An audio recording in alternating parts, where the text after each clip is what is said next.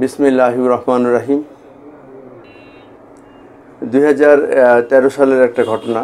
আমি সরওয়ার্দীতে তখন আরএস অর্থাৎ আবাসিক সার্জন হিসেবে কর্মরত ছিলাম।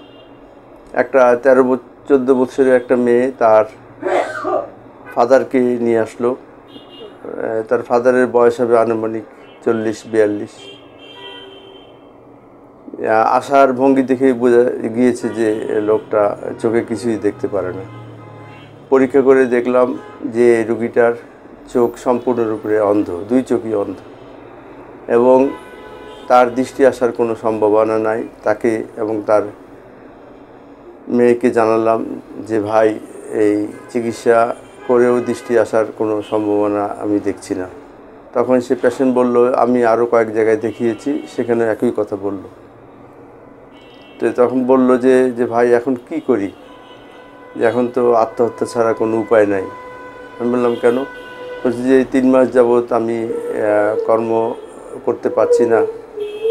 গত মাসে এই মেয়েটাকে দেখি এক জায়গায় একটা গ্রোসারি শপে সে 6,000 টাকা বেতনের একটা চাকরি পেয়েছে। ওটা দিয়ে ভাড়া দেওয়া যাচ্ছে, কিন্তু খাওয়ার খরচ ধার উদ্ধার করে চলছি। এটা কয়দিন এভাবে চলা যায়? তখন চিন্তা ভাবনা করে তাকে বললাম যে ভাই, আপনি একটা কাজ করতে পারেন, প্রতিদিন 2 ঘন্টা সময় দিবেন, বেশি না। সে 2 ঘন্টা কি, এই একটু বলতে খারাপ লাগে, একটু ভিক্ষা করা আর কি। মসজিদ পাশে নামাজের পর, বিশেষ করে জোহর, আসর, মাগরিবের পর 10 থেকে 15 মিনিট দাঁড়াবেন নামাজ শেষে। নিজেও নামাজ পড়লেন, নামাজ পড়ার পর দাঁড়ালেন। এই আপনার ওই সাদা লাঠিটা থাকবে, সবাই বুঝতে পারবে যে আপনি অন্ধ, যে যার মতো সাহায্য করবে।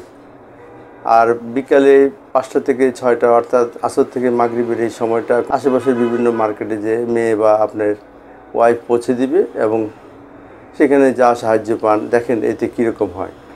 সুখবর হচ্ছে যে 2 মাস পরে সে আমার কাছে আসলো, এসে বলল যে স্যার, এখন আমার একটু ভালো লাগতেছে, এই জন্যই যে এখন আমি প্রায় 9-10 হাজার টাকা পাই।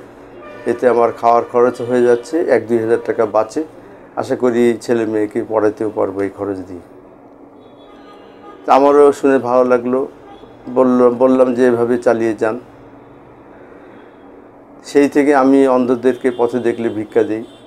আপনাদেরও অনুরোধ থাকবে, যারা ভিডিওটা শুনেছেন, যে অন্ধ পেলেই অন্ধদেরকে সাহায্য করবেন। হয়তো আপনাদের এই সাহায্য, আমার সাহায্য, সকলের সাহায্য একটা অন্ধ ব্যক্তি এবং তার পরিবারকে সুখে স্বাচ্ছন্দ্যে থাকতে সাহায্য করবে।